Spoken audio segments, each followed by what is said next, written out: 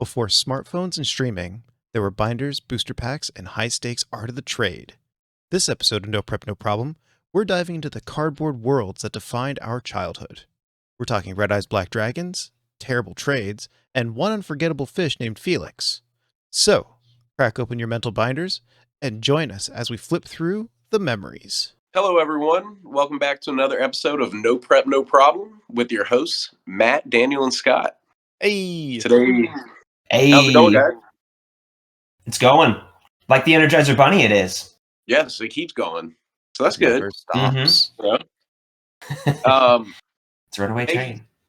Today's topic. So I made a little Steve Brule-esque little intro to the thing. Do you mind if I share?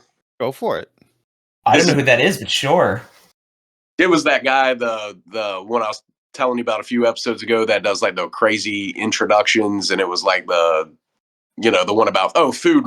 That was another episode, by the way. Food, yes, food. Yeah, so it was like that little jingle at the very beginning or whatever. So I came up with the one for this topic, and this will be revealing the topic. Are y'all ready? Can you hear me much better? All right. Yeah, let's do it. All right, here we go. This is what I came up with. Should I put this in attack mode or defense? Using my item card right now would make no sense. No, I won't trade you my Charizards. Today we're talking about trading cards. What is a trading card? Is it a card you trade? Today we're going to find out. Nice. Yes. All right, so specifically which ones? Or all of them? Any trading, all TCG in general. Do you like it? Do you hate it? Do you tell me the ones you like and dislike, You just like anything it. about You TCG. love it. You want some more of it. More of it. I try so hard, I can't rise above it. Hey, shout out to Tim McGraw. Hey, we got some balloons for the party. So why don't we start off with Matt? Matt, why don't you tell us about your TCG experience as a human being? Well, as a human being, oh boy. Well, this is quite a surprise, as a actually, because muggle. I have, as a muggle. Well, this is quite a surprise, actually, because I was not expecting this topic, because I have quite the history with this one, and I really wish I was wearing my the first Dark Lord t-shirt, because it has, we'll get to that in a moment. But, so, my trading card experience first started off when I was 7. I'm 34, so I was born in the 90s. So like when I was 7, it was the height of when Pokémon and Yu-Gi-Oh were coming out, and it was all the rave. And so me and my brothers, we had a local card shop just down the street, and quite a couple times a month, every month for a good few years there, we did card tournaments for Pokemon. And we collected Pokemon, and we also collected Yu-Gi-Oh. We did the tournaments mostly for Yu-Gi-Oh, and we collected Pokemon. And in my storage unit right now in North Carolina, I've got a book that's probably valued at a good $10,000. That's a Pokemon book with like first edition holographic Kangaskhan's and Ninetales and Lugias, like really, really super expensive ones. So I've got a $10,000 collection Pokemon cards from all first edition holographics, like from the 90s. So I've got that. I was raised on doing all the Yu-Gi-Oh tournaments all the time. When I was younger, I started out with a Red Eyes deck, a Red Eyes Black Dragon deck, and a Toon World deck. Yep, and a Toon World deck, and those were my two decks back then. I also made some custom cards when I was way back in the day, like a young teenager, and made like Pirates of the Caribbean deck, but like a custom card deck that I made up. But my biggest thing is I've been playing Yu-Gi-Oh forever, and recently I've been doing some Yu-Gi-Oh YouTubing, and my favorite of all the Yu-Gi-Oh cards, like the archetypes, is the Dark Lords, which are these dark angels that fell from heaven. It's based on Judaic Christianity stories, so it's, Lucifer and all the different other angels, and Nastin and all these other big ones. And so they're dark angels that do a lot of reviving from the graveyard, like dump all their effects. The cost is to dump them into the graveyard, but then all their spells are revived from the graveyard. So it's really cheap that they can just spam a whole bunch of super powerful monsters like very cheaply. What was And what was that one card? It was called Grave Robber. Grave Robber, Grave yeah. Robber. Is that I what it love was? Grave Yeah. Where you, Robber. That was awesome. Yeah, he was a cool looking card. But yeah, The so little I headstones have behind him with all of his pickaxe and everything. and his little yeah. his little like It was axes like and a stuff and goblin, right? everything. He's like a goblin. He had the cutest little hat. I Cutest have little hat one. in the Hang on a world. second. Keep going. Okay. So yeah, so anyway, my deck is the Dark Lord deck. And perhaps in a moment, in a little while, I'll be able to the living room will be freed up and I'll be able to go and grab my Dark Lord deck and show off my beautiful Dark Lord cards. I do have my other tins over there though, and the first Dark Lord stickers. I could grab those in a moment as well. Yeah.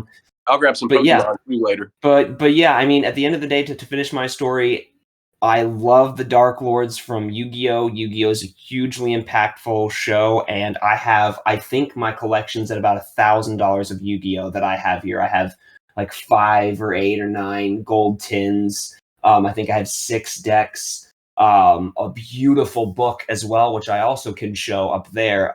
Man, have I got a collection. But yeah, that's Yu-Gi-Oh! And Pokemon are my 2 main things that I've got. And while I don't have any of the Pokemons with me, I definitely could show the Yu-Gi-Oh! Stuff here in a bit. Okay, what were your besides the the original like first basically when Yu-Gi-Oh first dropped before like all like the Dark Lords and all that, what was your favorite card from that My time? number one favorite card. My number one favorite card in Pokemon is Lugia, because Lugia is my favorite Pokemon. My Yeah. number one favorite card for Yu-Gi-Oh! By default is Red Eyes Darkness Dragon. Oh wow, yeah. He is my if I am Yu-Gi-Oh, he is my Dark Magician. If I was Kaiba, he is my Blue Eyes White Dragon. Mine was Red Eyes Darkness Dragon. What's great about Red Eyes Darkness Dragon, for those listening who do not know, Red Eyes Darkness Dragon is a very special card that you cannot normal summon it. It has to be special summoned. It can only be special summoned by sacrificing a Red Eyes Black Dragon off the field. And its ability is it gains 300 attack for every dragon in the graveyards. So I remember this, yes. My deck, the whole purpose was to just dump every dragon card in the world and just use all these super cheapable, summonable dragon monsters. And instead of doing like a dragon attack swarm deck, it was a dragon defense swarm deck that it would just throw up a defense wall of monsters. And my opponent would just keep attacking into him, throw him in the graveyard. And the opponent's like, what are you doing? And then in the last minute, I'd summon Red Eyes Darkness Dragon and hit them for like 10,000 attack and win the duel in 1 attack. It was GG's. And it was GG all the way. So like Red Eyes Darkness Dragon is by far my number 1 favorite Yu-Gi-Oh card of all time. Number 2 being the first Dark Lord, which is like the main general of like my Dark Lord deck. I run a Dark Lord. Yeah, I run a Dark Lord. General Dark Lord deck.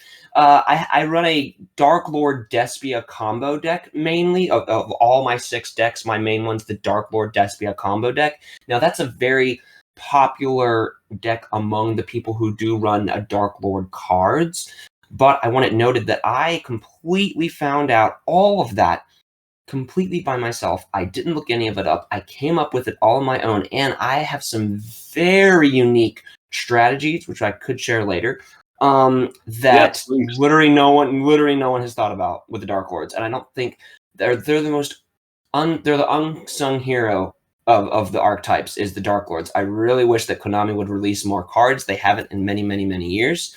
And I think there's a whole lot of really creative things that you can do with the Dark Lords that most people don't realize, that if they did, a whole lot more people would be running the Dark Lords. Okay, yeah, I would definitely would at some point like to hear some strategies and whatnot. Daniel, what about you?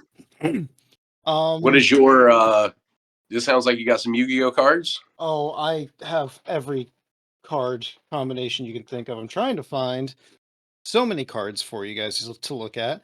But I got into Yu-Gi-Oh a little bit, but I was way more into Pokemon and Magic the Gathering. Magic the Gathering wow. was awesome. Oh, jeez, I Oh. cannot believe I missed that. Yes, me and Daniel played Magic the Gathering for quite a many years there in college. Mm-hmm. Oh, that's awesome, dude. But See, that's what I never got into, but I want to. So see, unfortunately, like all of my stuff has gotten shifted in moving over the years, and I'm very sad because I can't find some of my cooler cards. Ha ha ha! Found him, Grave Robber, Grave Robber, yes. and he's a holographic one. Yes, that guy. That's one of my favorite arts. Yes. Oh wait, no, Daniel, hold that up. Daniel, Oh, can you back hold in that the up deck. for me? Hang on, let me Great, find him great. again. Yeah.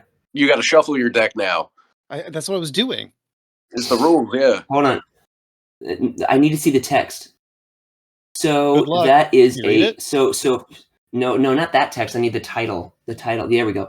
So yeah, it looks to me that you right there, Daniel, have a super rare version. And if I can see the bottom of the card, please.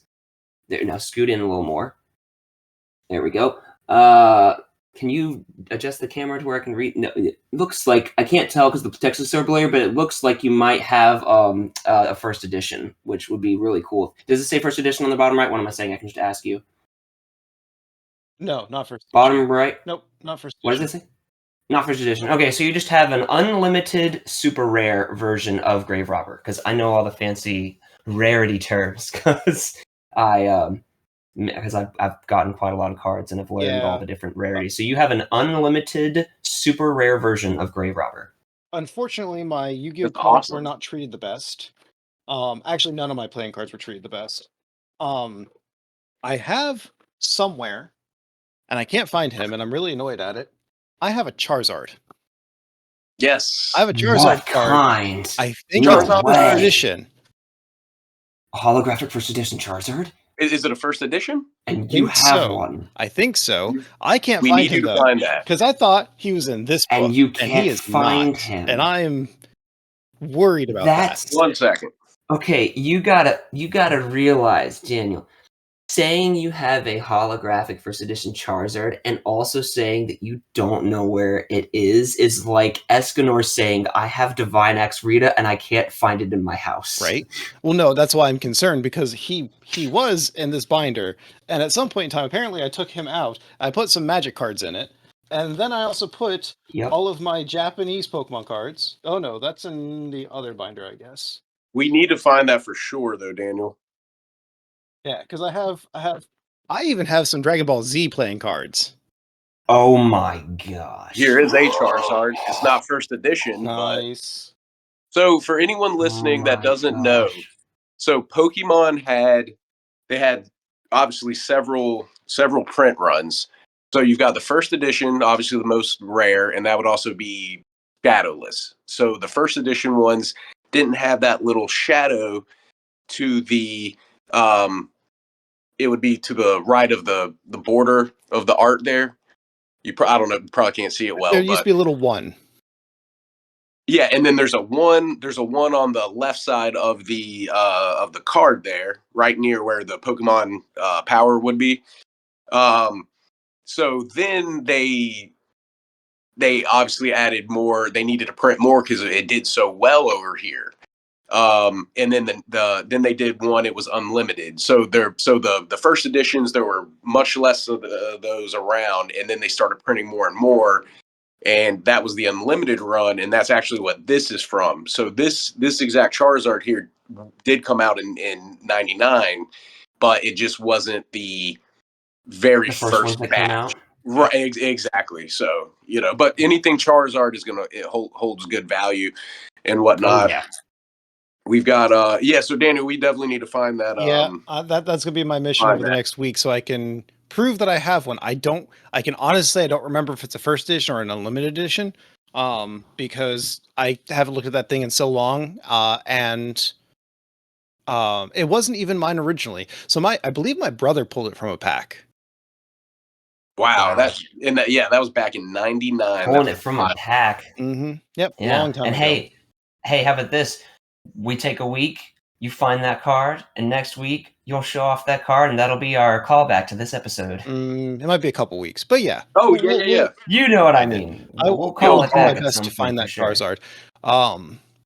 But at one point in time, and I asked a friend to get all of my cards graded for me because I was going to get rid of them all. And I don't know what happened to like 2/3 of them. I don't remember if I gave them to him or what happened, because he said, yeah, he'll do it. But then like I don't remember actually giving them to him. So they've got to be here somewhere. And clearly I found my binders, but they're like half empty. So I got to figure that out. But I hope you can find that. Yeah, I loved Pokemon. I loved playing Magic and Yu-Gi-Oh. But these are playing cards, not trading cards. Or you could be considered as both. Because most people would consider trading cards like baseball cards and football cards and stuff like that. Because you could things play that with you them. collect that you trade because you're trying to complete your collection. Mm-hmm. Yeah, Versus playing cards are you're playing a game. Yeah. But some of them are both, because I mean, like, Collectible I trading collect cards. Yu-Gi-Oh Collectible cards. playing Yeah, cards. like, yes. Yeah, Collectible playing cards. both Because like for my for my Pokemon, that's strictly collection. I don't play Pokemon. I just collect the cards that I already have. But Yu-Gi-Oh, I both collect because I have sets that I both have and want the full complete set of to collect them for my fancy book up there. But I also have ones that I play in tournaments and things. So there's a mixture of both for me with Yu-Gi-Oh. Mm-hmm. But for me, between the 3 card games, right? It was, you had Magic the Gathering, which each person started with only 20 health, and then depending on what style deck you ran, you could either run it up or run it down real quick. In Pokemon, you had the prizes, and I think standard was 6 or was it 8 prizes? Does anyone remember?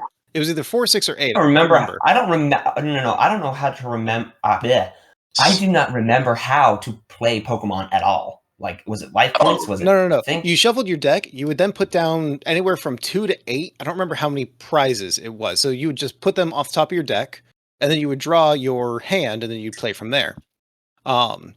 And then with Yu-Gi-Oh, it was, you had 4,000, 8,000 life points. They changed at some point. So originally in the show it was 2,000 life points. Then in season 2 we upped it to 4,000 life points, and then ever since then, a couple seasons later, we upped it to 8,000 life points. And to today's gaming stuff, it is all 8,000 life points, and it's been 8,000 life points forever. Right.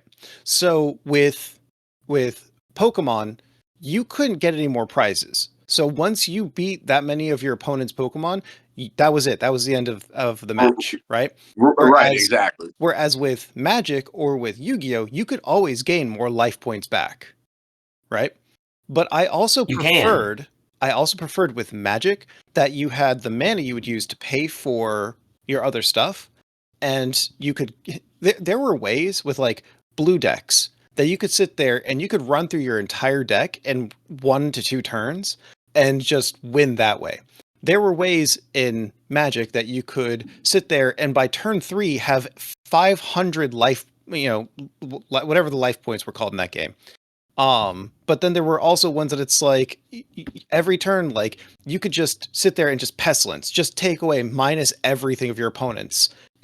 It was so much more controlling than any of, the other games. It had a lot more strategy behind it. Whereas with Yu-Gi-Oh, there's definitely a lot of that strategy, but because you used your monsters to get stronger monsters, I mean, some of that happened in Magic as well, but it felt like it was harder to get more monsters out for me. Then again, I only played for the first 2 or 3 editions. I didn't play for the next 15 years. So did you play any Synchro monsters? No. Any XYZ monsters? No. Any Link monsters? What did I just say? I know. Those are all the same thing. I know, but I'm trying to find where your line cut off. Set, I'm trying to... and like maybe the second set. I didn't go... Did you have any fusion monsters? I had polymerization. Does that count? Okay, there we go. That's from set 1. That's yeah. So you're trying to tell me then that you haven't played past set 1, because set 2, this is how we went. We went polymerization. No, technically, let's rewind. We went ritual monsters first, after normal and effect monsters. So we have normal and effect monsters to start out. We also believe started out with ritual monsters. Then we moved to fusion monsters. Back when your extra deck used to not be called your extra deck, it used to be called your fusion deck because that was the only thing you had in your deck was the fusion deck, was fusion monsters. No, I never had an extra Then it deck. evolved. Yeah, so then it evolved from the fusion deck into your extra deck so that you could not only have fusion monsters, but you also had synchro monsters. Then we had XYZ monsters. Then we had pendulum monsters, which don't go in the extra deck, and also they do. It's complicated. And then we finally have the current format, which we've just entered into a few years ago, of link monsters. So yeah, you ended pretty early. Yeah. Yeah, In like the same first here. or second set. Anyway. Yeah. But yeah. Sorry, I'm So- a walking brain of knowledge on the topic. So I enjoyed Magic because it felt like it had a lot more strategy. It also, even at that young age, it felt like a more like grown-up game, right? Sure, The yeah, artwork yeah. on it is just so different compared to that of Pokemon or Yu-Gi-Oh. It felt dude. like, I mean, Dude, and all the collabs they do with Magic is crazy. right? Oh, the Lord of the like, Rings. this Oh is just- gosh, the One Ring, Just right? a random forest card, right? Like the most basic of basic manas. That artwork, and it's so hard to see on this camera. I need to get a better camera, but it's so detailed, right? And you have Oh, something yeah. that's as detailed as that, and then you go to something like this warrior card, and that's so simple from Yu-Gi-Oh, Right. right? Yeah. I remember that one. OG. Yeah. Oh yeah. No, that's like I said, I only went to first set. Yes, same. But I watched the show too. So yeah, my I remember favorite, Pokemon or Yu-Gi-Oh? my favorite arc was the dice one, Yu-Gi-Oh. which is just lame. Yu-Gi-Oh! Dungeons and Dungeon Dice Monsters was your favorite story arc? Yeah, dude, it was so cool. I'm like, I'm gonna put down a dice. and it's Dimension the dice! yeah, it's gonna make more monsters just pop out of the dice. It was so you cool. guys. Yeah, I got a D20 here. I'm just gonna roll this D20 now and just have a monster pop out of it. No, they only had D6s. Roll a 12, roll a 12. No, but I loved that in that specific episode. What? Yugi That's not true. whooped the other guy's butt because he put down his dice. He's like, "You have nowhere else to put it." He's like, "Dice can go in many forms," and he like put it down and just like unwrapped it in a way the guy who created it never expected. It's like, what? See, that's I swear foggy for me yeah. there. I swear some of those attack dice, though, weren't just D6s. I feel like they were like D12s or something. I have no idea. That was so long ago. Yeah. I'm pretty sure they were I'd all have to look. D6s on their game. I'd have to go rewatch it, but I thought there was a D12 in there somewhere. Right, But yeah, that's my your favorite homework is of the- to rewatch that and let us know. I will let you know. And Perfect. my favorite part of the Yu-Gi-Oh was the latter half of season 5 when we got to do all the ancient Egypt stuff because I love Egypt stuff. I even have some Egypt T-shirts over there. Yeah, and you said you were going to play that Egyptian horror game, the new one, right? No. Horror. No, I'm kidding. Horror game. Horror. Yeah, I don't like horror things except for Stranger Things. But yeah, I know. no, It was wait, a, Egyptian. it was a, it the was a latter half callback. of Egyptian season that was the best part of Yu-Gi-Oh, in my opinion. Scott, did you only do Pokemon? I did Pokemon and Yu-Gi-Oh. The last, just like you, Daniel, I really only did like the first bit of Yu-Gi-Oh. I can't remember too much after in the TV show. Remember at the very beginning they went to the island and Duelist Island or whatever it was. I can't remember, and they did the starships. The Starships, yeah, Starship. season 1. Dude, I loved it. That was awesome. I think that was OG Yu-Gi-Oh! Season 1. That was season Yep, one. That was that's after the latter half of season 1. That was after he got beaten by Kaiba. That was literally like the first thing that happened. Now, Scott, did you ever have anyone who had Dragon Ball Z collector cards? I had very few, and I think I probably bought a few packs. I know I bought at least a few packs, but it wasn't much. But I remember these, yeah. Especially the first one you showed, I remember that. I never met a single person who had them. You're the first I person had a who's actually few, said they had one. I've never had Dragon Ball Z cards. Was that Topps brand? I don't know what brand this is.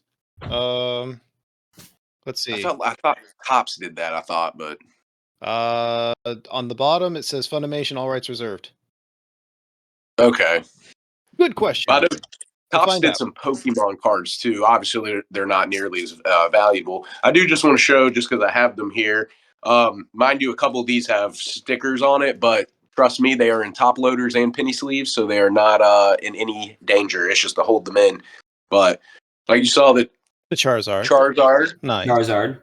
and then you've also got Blastoise. Blastoise. And I'm just showing the Starter final set. evolution of all the starters, the OG starters. Venusaur. You have the OG complete set. Nice. Bravo, OG sir. Venusaur. Bravo. And then I have a few more I would like to show as well. Obviously, I was more into Pokemon than anything, but yeah, I got into Yu-Gi-Oh for a while, loved it. Then got out of it, and then got into sports card collect. So I basically went from Pokemon to Yu-Gi-Oh to sports cards. Okay. That was my kind of thing. And then I would like to show one of my favorite Pokemon ever, Hit me. and one of my favorite card arts ever. Hit me, Scott. What do you Again, got? this is from the OG sets. This is the fossil set. Dragonite, dude. Look at that artwork. Dude, The rainbow. so happy. Dude, Oh my yeah, gosh. look how cute he looks. I He's love the awesome. rainbow colors. Right? Rainbow colors. It's so great. That's what I love so much about it. And then I also would like to show my favorite Pokemon of all time. I have a bunch of favorite Pokemon, but if I had to pick one, it would probably be Gengar. Gengar, dude. Gengar. Love that guy. Gengar. You know, my number one fave is Lugia. My number two fave, Gengar. Gengar, dude. He's awesome, dude. See, I'm all I about love the Umbreon. ghost episode. Love the ghost episode. Oh my Now- God, that was one of my favorites. So back in, I think it was right when COVID started, I went back and watched like the first, I think it was like 40 some, 50 some episodes of the OG show. And yeah, that was always one of my favorite episodes, the ghost one, where they're in the haunted mansion or whatever. That was awesome. And I'm going to show one more card, and it's because I have a crazy, well, not crazy story, but I have a funny story to tell about this card. So it is a holographic It's ditto. a ditto. Ditto. It's a ditto monster. So when I was a kid, right when Pokemon released, not this exact card. It was this card, but not the exact one I'm holding, because you'll hear in a second. So I remember one of the neighbor kids that I wasn't really like super friends with, but he came up to me one day and saw that I had this awesome Ditto out of which set was that? Jungle Fossil. set, Oh, boys. Sorry, no, it's Fossil. Yes, Yeah. sorry, my bad. Yes, Fossil. Fossil. Yeah, Fossil. Scratch, we can edit that out, but yes, Fossil set. We're not editing that out. I know, it's stupid, whatever. Yeah, so yeah, the guy came up to me, and I could tell he really wanted the Ditto, and he was like, "I'll trade you my Growlithe," and I was like, dude, I don't know, I don't think so. And he was like, well, you know, Growlithe's got 60 HP compared to this Ditto's 50 HP, and I'm like, yeah, but this is like a holographic rare, you know what I mean? And the Growlithe was just, I believe, it was just a common, Yeah, a circle, yeah. So I did end up trading it to him because I knew I was getting ripped off, but he really wanted it, and I was like, whatever. So I did do it, and then immediately felt like terrible about it, because I do love this card, the way this card looks with like the tile in the background and whatnot. It's awesome. One of my favorite card arts too there.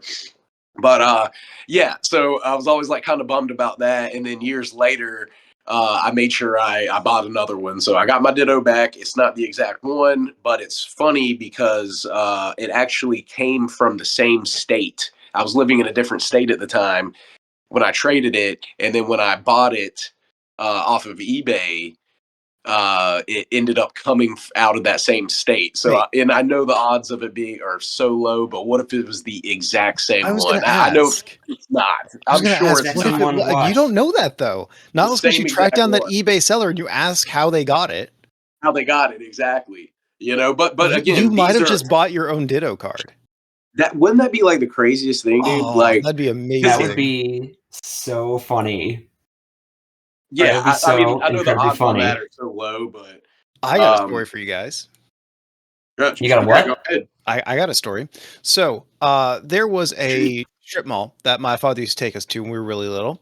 And I have this very distinct memory of going to this little, it was a hobby store. So it wasn't even like a card shop or anything, right? Like we have today. It wasn't a board game shop or anything. It was just a hobby store. And the dude just had packs of cards just, right there at the register, because it wasn't a big thing at the time.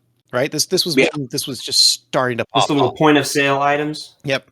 And there's a song that always pops in my head whenever I think about this, and I can never remember the name of it. So once that finally just popping back into my head, I will serenade you guys. Okay.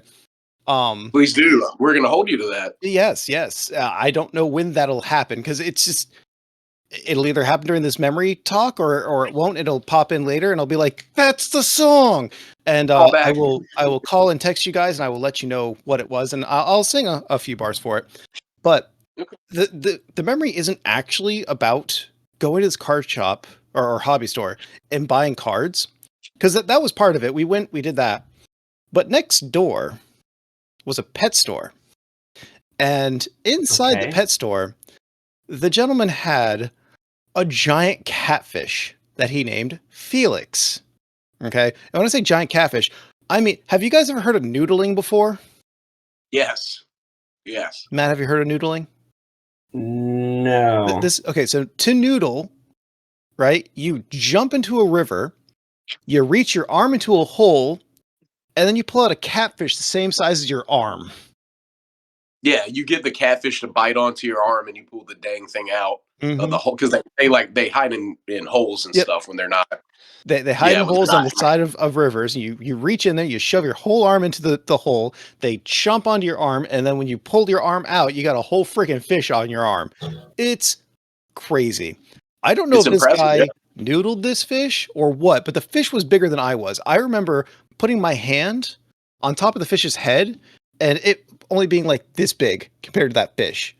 Because they get massive. Oh yeah. So like it was like in a pond, like a koi pond type thing, but that pond couldn't have been any bigger than like 4 feet along, and he took up most of that. I like looking back, I feel bad for that fish, but I'm sure he had a great life because he was just sitting there getting fed every day. He didn't have to go anywhere, but like he never got any exercise.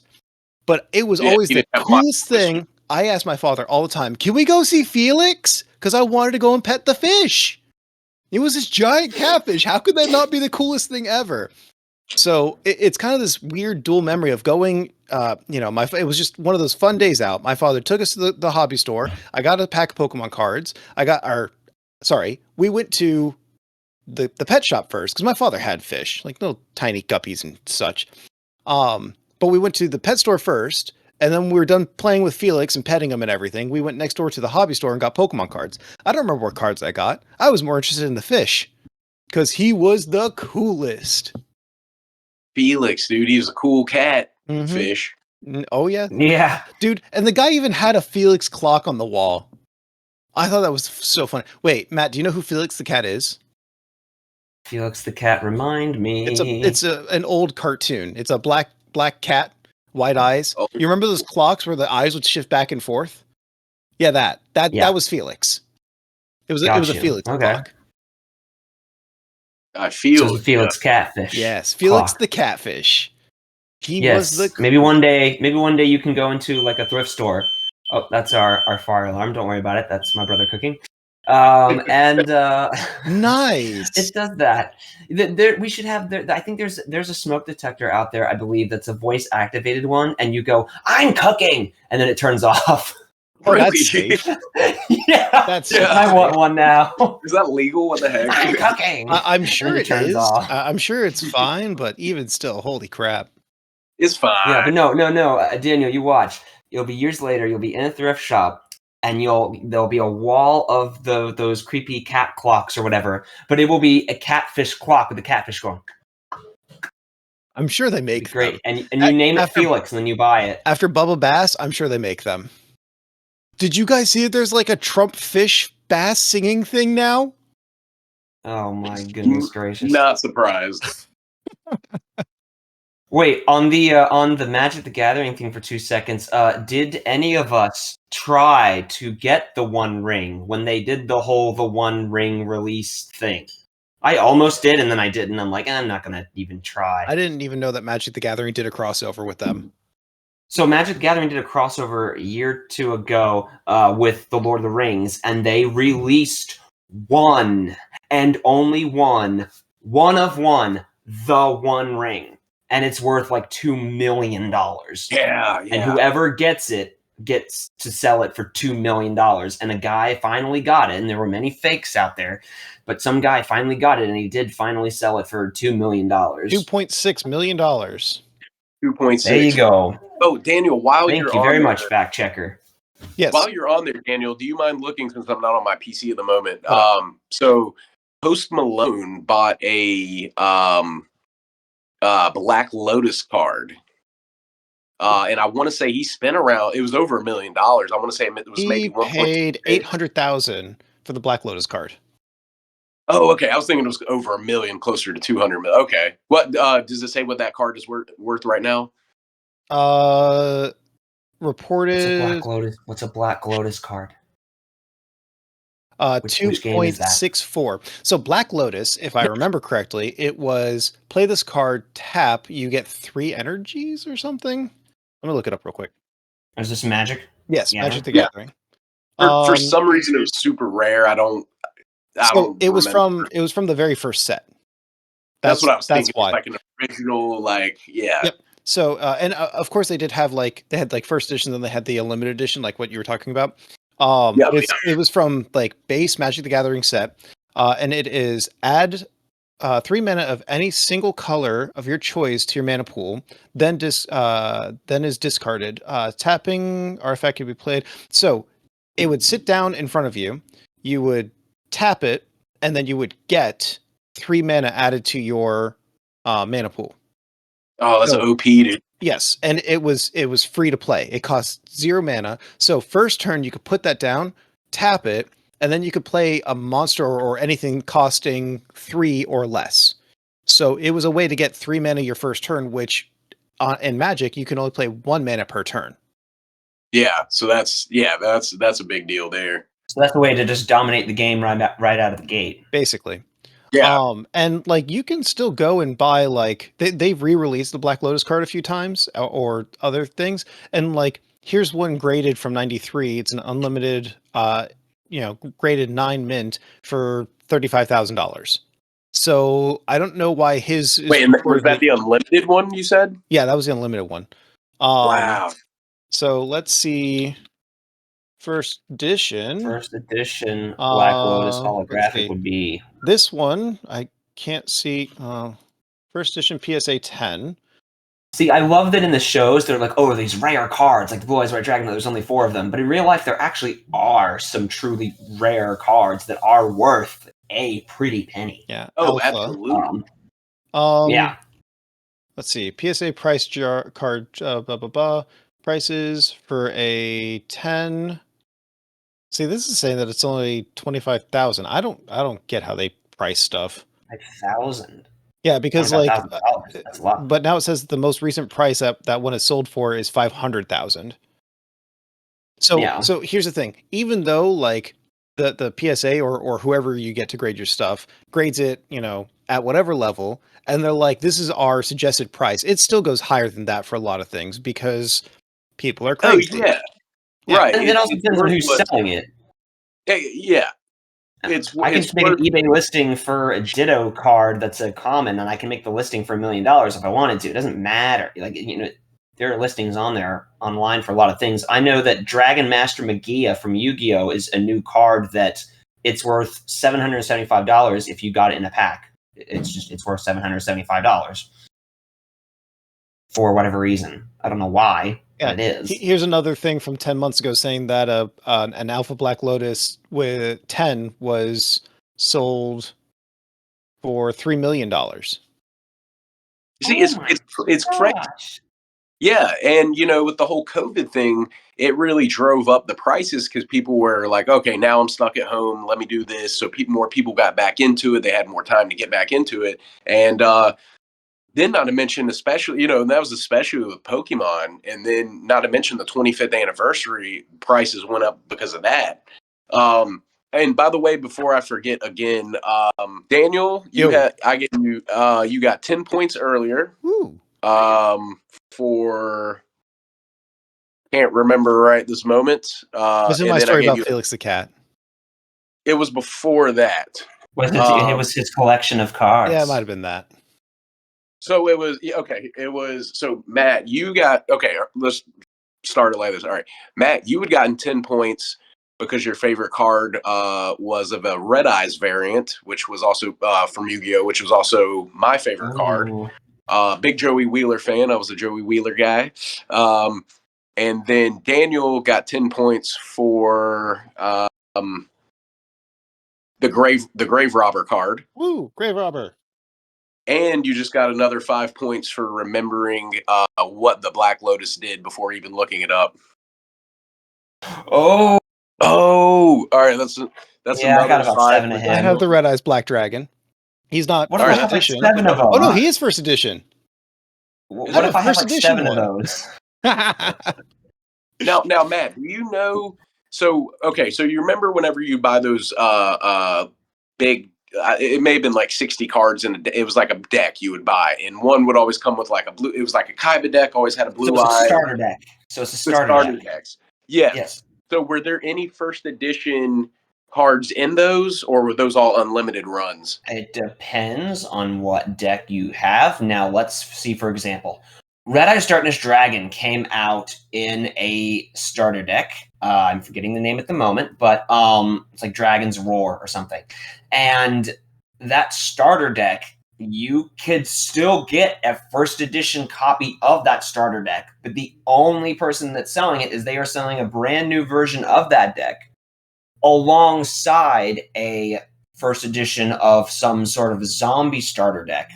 And so you can only buy it in the pack, like it's a 2-package deal with the person, and it's $450. But I could get $450, and I'd pay about $200 for that Red Eyes Darkness Dragon starter deck, and I would have all the first editions of all of the cards that came with the Red Eyes Black Dragon set. Plus, I would get a holographic first edition Red Eyes Darkness Dragon. So I know that card is not a 10. Yeah, but apparently people are selling it on, Starter Deck Joey. That's what this card came Starter Deck from. Joey. It's funny. I was always Yami. That was my character that most identified with was Yami in Yu-Gi-Oh. But I have Red Eyes Black Dragon everything. But, okay, so that person is selling one from Starter Deck Joey, but mine is Legend of Blue Eyes.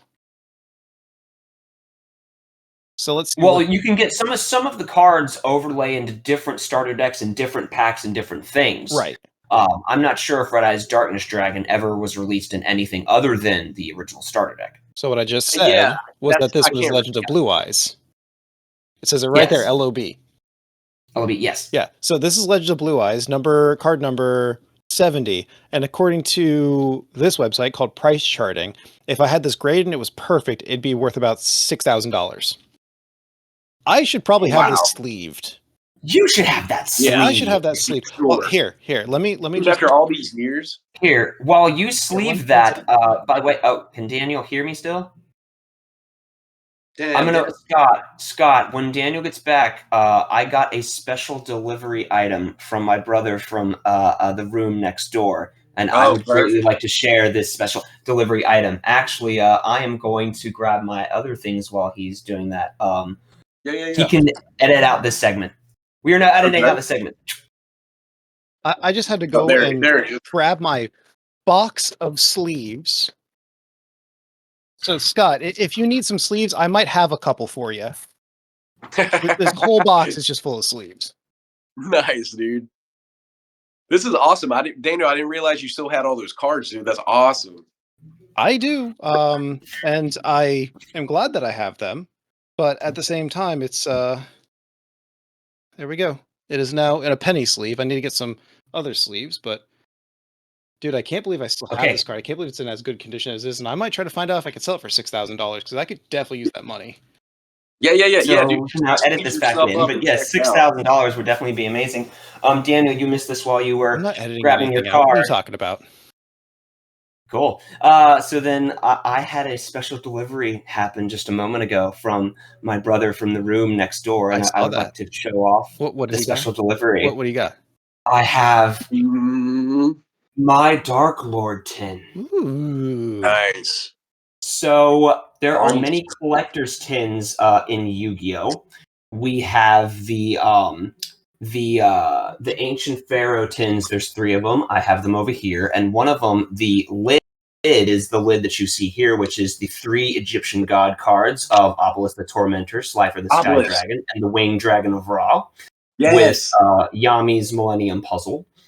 And so I grabbed the lid. I have an extra lid off of one of those tins over there. And then all the monsters you see around here, this is part of the collector's tin that's the 25th anniversary tin, which has a different lid.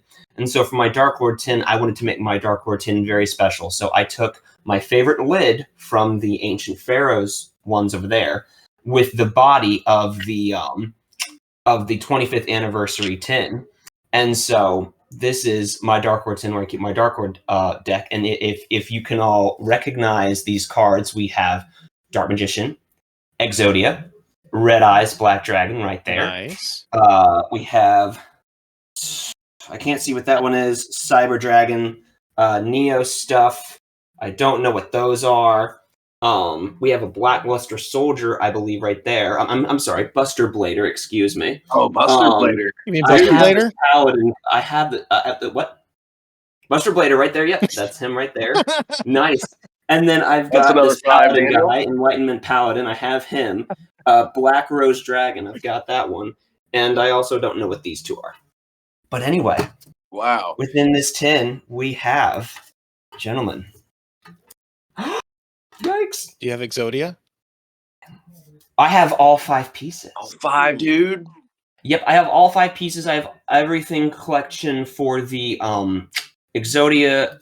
For the Egyptian gods. I have all the bonus cards, all the support cards for the 3 Egyptian gods, 5 Exodia pieces, 1 of each rarity for the different 5. I can show that in a second, but this is my Dark Lord deck. Oh. Nice. Yes. So my extra deck monsters are Condemned Dark Lord, who is, and I love all the sleeves that I have, but this is Condemned Dark Lord, who is the queen of the deck. And then we have this Agents of the Moon thing. These are Hang link on, are you just going to go through every single card in your deck now? Because we don't have time for that. Just the extra deck ones. They're only 15. How about that? No, that's too many. We don't have time for that. Too many? Too many. Well, anyway, you can get here, one. I would go like this. Ooh. Ooh. Yeah, you're right. Shiny for that. Yes. So Matt just got another 10 points for that special delivery. And then Daniel, I gave you another 5 because you somehow had a Buster Blader like immediately ready to go when Matt was talking about it. That's odd. This is my fancy book. I was looking through my fancy book. I was looking through all of my cards. Great. And this is my. I'm waiting for Daniel to see my fancy book. Oh yes, there we go. I was looking through my rare cards because like they were all just in a stack right here, and it's like okay, and he just happened to say the one I was looking at, and I'm like, oh, hey, there you go. Which, if he is a PSA 10, he's worth $388. What's a PSA 10? Perfect grade. Yeah. Oh, perfect grade. Oh, gotcha. Yeah, honestly, to be honest, we could do an entire episode of just my collection because I have like 15 tins.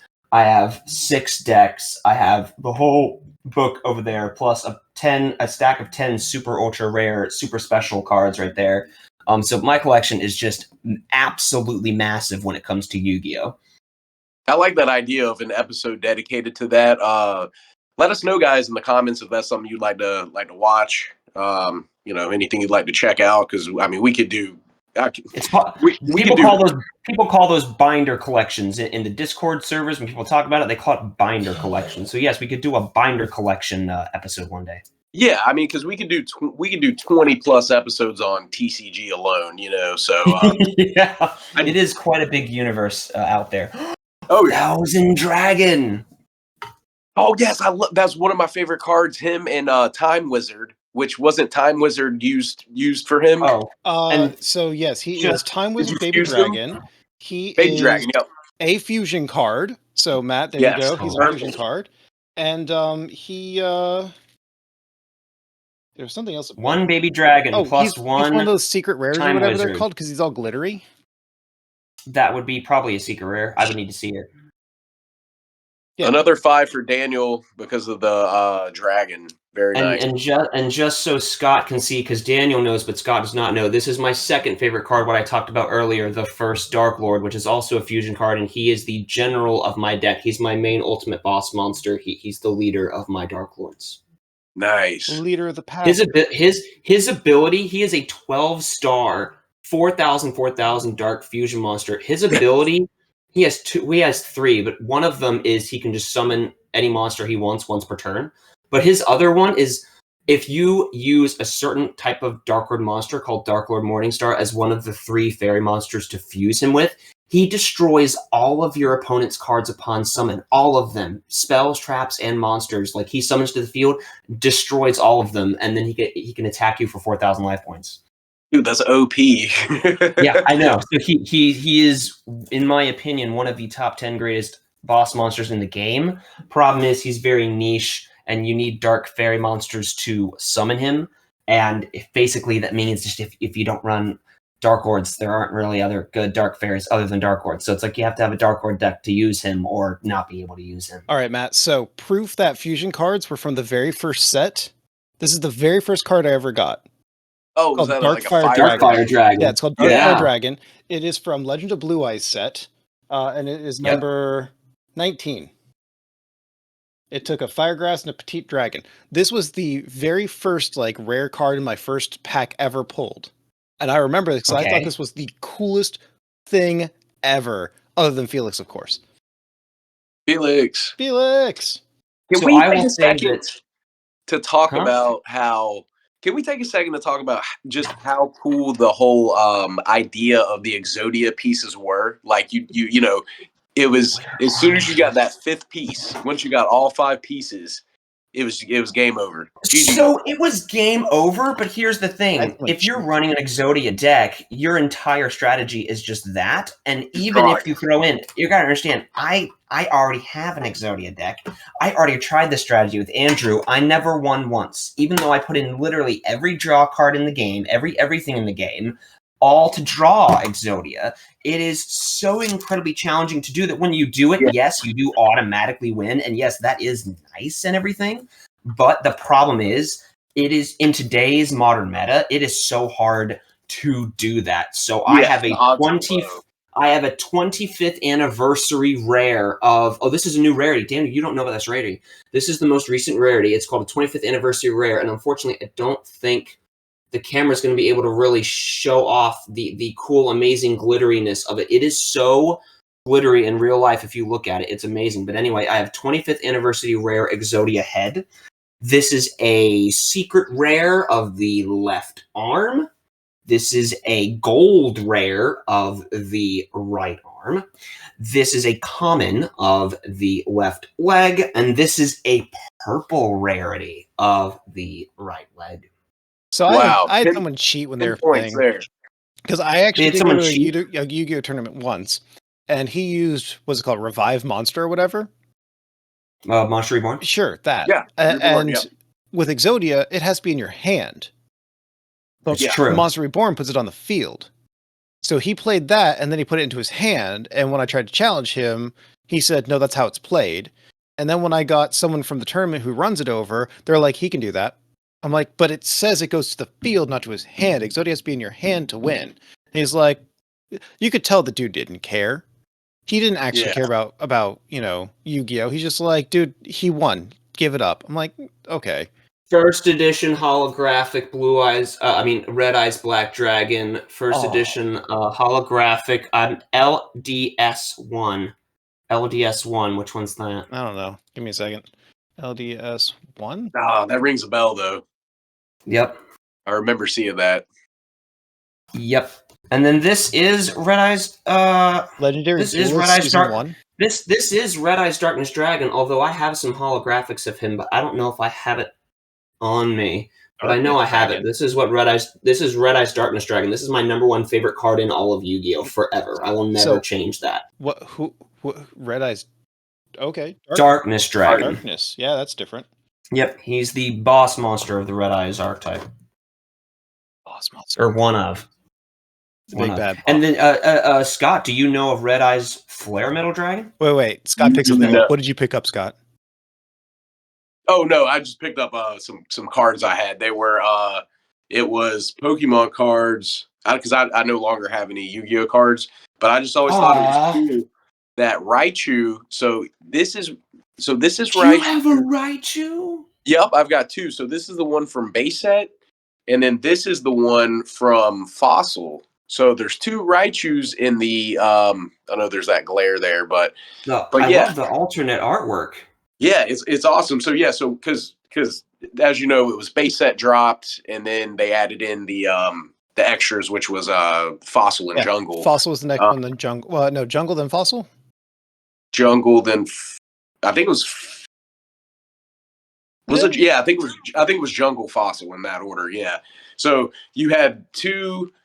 You had like the original base set Raichu, and then the Fossil one, and these all came out within, I think, like 6 months of each other or something. So that was cool that they had 2 Raichu cards.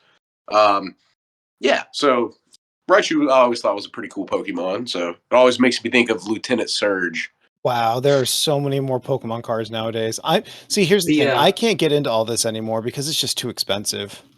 It's too expensive and it's too much and it's too long to keep track of. But this is Red Eyes Flare. This is one of the newest Red Eyes ones. I don't know, Scott, if you whenever you dropped out of the game, this is Red Eyes Flare Metal, which is an XYZ monster. What year would you say that came out if you had to ballpark it? Ballpark it. It's on the bottom of the card. 2018-ish. Oh, okay. Really new. I've got 1996 on here, but I don't see another year on here as far as when it came out on the pack, but I could look it up. But yeah, so I mean, self-love cards that have alternate artworks. I would say if we're talking collection-wise, I'm not talking money. I'm not talking about what's the most expensive card I own. But if it's the most rarest card I own, there's a Tarantula archetype, which is this card. This one's Ravenous Tarantula. There's only 3 Tarantula monsters in the game. There's Ravenous Tarantula, number 84 Pain Gainer, and the 7 Deadly Sins, which I find funny. And each one only cost me $20, but I had to hunt and hunt and hunt on eBay to find just the right listing to get just the right version of the card. It was almost unbuyable. And 2 of the 3 cards, I bought the very last one buyable anywhere. But I have first edition holographics of all 3 of the spider monsters, and this is my favorite one, Ravenous Tarantula. Wow, dude! And the condition of those cards looks so good too. And all 3 of them were in basically new condition when I got them, and I'm like, they were in perfect condition, all 3 of them, and like, wow! Like I was amazed. It's my favorite collection of everything that I own, and it's one of my cards that I have in my deck because it does really quite well. I have answers. Yeah, and you have answers. So, base set was released January 9th, 1999. Jungle was next at June 16th, 1999. And then Fossil, October 1999. Base set 2, which was in 2000, February 2000. The Team Rocket set, which was in April 2000. And then they had Gym Heroes. So, somehow, I started playing Pokemon in somewhere in 99, and I stopped playing right after April of 2000 because the last set I have is Rocket. Wow, so you didn't have any of the gym heroes then? I didn't have any of this gym. I may have because I vaguely remember like Lieutenant Surge deck or something, but I don't remember any of this because the next series was the Neo series, and then there was Legendary Collection, and then E Card and EX. I don't remember any of these logos. I don't remember any of this stuff. There's been so much released, and it's mind-boggling to me. It really is wild how much it's transformed. But yeah, that was the price of cards is just. I think this one's $75. Yeah. Yeah, that's ridiculous. This one. There it is, Yeah, I know. Monster Reborn. Yep. Well, this is the alternate Monster Reborn. That's why it's $75. There's almost none of them It's out got a beautiful there. onk on it. Beautiful onk on it. Yes, indeed. Yeah, I wonder Poorly. how many of these cards are in circulation to this day, you know, because think about how many have been lost, damaged, you know, burned, whatever. Oh yeah. Well, that would be interesting to know. Yeah, for sure. I'm just looking through all mine. Like, is there anything truly noteworthy? But yeah, y'all are gonna be too far behind on the things for this stuff. But there is a whole armada of support cards for a lot of the God cards. Like, it's not just the 3 God cards. Now there's like all kinds of support. We're too And they're far doing that for behind pretty on the much things all. for this stuff there, Scott. Yes, I didn't know how to say the English. If you stop playing the game and you stop buying the cards and looking up and researching and knowing all the stuff, the game used to just be, oh, you've got your one staple deck of I got red eyes or blue eyes or Egyptian gods or whatever, and that was it. But now, like, almost even the archetypes that like nobody plays, like nobody cares about, they are there's so much support cards out now that a card deck, you know, like maybe the Toon Worlds, for example, that used to be not really all that playable, now are very playable. And so it's really, a lot of people are getting back into the game for the first time in like well over a decade, because there's so much support out there now for their favorite deck that they used to not be, that now all of a sudden everyone's playing again. And it's Yu-Gi-Oh is so in that one way, Yu-Gi-Oh is funner, but I will say that I don't really play Yu-Gi-Oh that much anymore, because now Yu-Gi-Oh is designed to where everyone has a 1-turn kill deck, and the winner of Yu-Gi-Oh is just the winner who wins rock paper scissors. So it's like, why am I even playing? I didn't come here to play rock paper scissors. I came to play Yu-Gi-Oh, not rock paper scissors. That's fair. All right, guys. As far as wrapping up goes, do you guys want to have one last thing to say on the topic of TCG? There are a lot of other trading card games out there that we didn't even touch just because we hit the main ones. And it would be interesting to like find the most random ones and talk about those sometime. Yeah, like we'll definitely do like at some point we'll definitely do like a part 2, and like I said, I think you get up to part 20 and we still wouldn't have even covered it all, because we could talk about this stuff all day long. Yep. I definitely suggest a binder collection episode. Yeah, and we'll definitely. I could be more sorted for that. I wasn't sorted for that today. Hey, that's the name of the game, man. Yeah, no problem. I still got it. I had to request a special delivery, but I got it. He still got it. All right, so why don't we tally up the score here, boys? Ready? So it looks like Daniel has 30. Woo. Matt has 35. Hey. Yes. Wait. That last red eyes he brouard out was that's what did it right there. No. I'm sorry, I have more cards. It's a bad thing. It's a bad thing to have more cards. Hey, I had my times perfectly, my cards perfectly timed, so.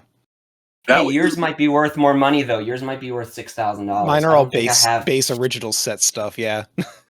Yeah. I need to get upgraded. But I might, too. I actually have never sat down and looked. I might have, because I think I have like 5 Red Eyes Black Dragons, a few holographics spread out through all my tins. You'll have to find I might have one. I don't know. I'm going to have to find up and look.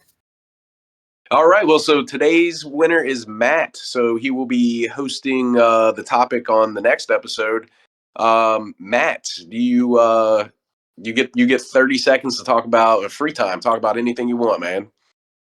Let's see. The cards that I have in my Dark Lord deck are Condemned Dark Lord, Protector Agents of the Moon, Underworld Goddess of the Closed World, 2 First Dark Lords, Guardian Chimera, Despian Quadratics, Grand Gregorian Ganal, the Dust Dragon, Despian Prostanian, Zombie Vampire, Super Dreadnought Rail Cannon, Gustav Max, number 35 Ravenous Tarantula, 3 more cards, number XX, Utopic Dark Infinity, Despian Lilith, and the $50 Chaos Angel. Ooh. And those are my extra deck monsters for my Dark Lord deck in Yu-Gi-Oh!